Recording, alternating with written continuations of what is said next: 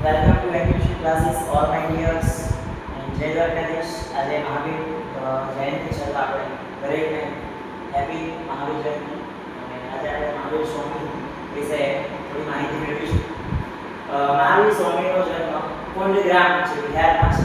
ઈસવીસન પૂર્વે 599માં એમનો જન્મ થયો હતો. એમનું મૂળ નામ વર્ધમાન, જે જૈન ધર્મના 24માં તીર્થંકર તરીકે ઓળખાયા. એમનું નિર્માણ સ્થળ એ પાવાપુરી છે, જેમાં તેઓ મહાવીર સ્વામી તરીકેની પદવી મેળવી છે. ઉપદેશ એમણે માગધી અથવા અર્ધમાગધી ભાષામાં આપેલો છે. તેમજ મહાવીર સ્વામીનું ચિહ્ન એ સિંહનું પ્રતીક છે.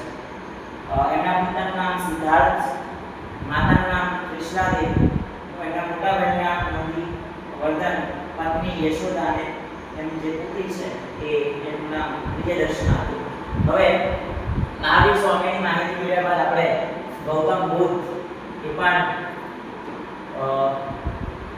એક એમનું જે વ્યક્તિત્વ છે એ મહત્વનું વ્યક્તિત્વ છે, જેમનો સમયગાળો ઈસવીસન પૂર્વે 563માં શરૂ થયો. એમનો જન્મ કપિલવસ્તુ નજીક જે કુંભીની વનમાં એમનો જન્મ થયો હતો. એમની ઓળખ એશિયાના જ્યોતિપુંજ તરીકે ઓળખાય છે. તેઓ જે દરેક માટે પ્રેરણા સ્ત્રોત છે. એમના નાનપણનું નામ સિદ્ધાર્થ. એનું નિર્માણ સ્થળ કુશીનારા ખાતે જે ઉત્તર પ્રદેશમાં આવેલું છે. એમણે ઉપદેશ પાલી ભાષામાં આપ્યો, જેમણે બહુ પ્રાચીન પ્રારંભિક બૌદ્ધ સાહિત્ય જે પાલી ભાષામાં રચાયો એમાં એમણે ઉપદેશ આપ્યો. એમના પિતાનું નામ શુદ્ધોધન, માતા માયાદેવી, પત્ની યશોધરા અને એમના પુત્રનું નામ રાહુલ હતું. હવે ઓલ કોમ્પિટિટિવ એક્ઝામની અંદર હિસ્ટ્રીના પ્રશ્નોની અંદર મહાવીર સ્વામી અને ગૌતમ બુદ્ધ આ બંનેમાંથી એક બે પ્રશ્નો આવે છે.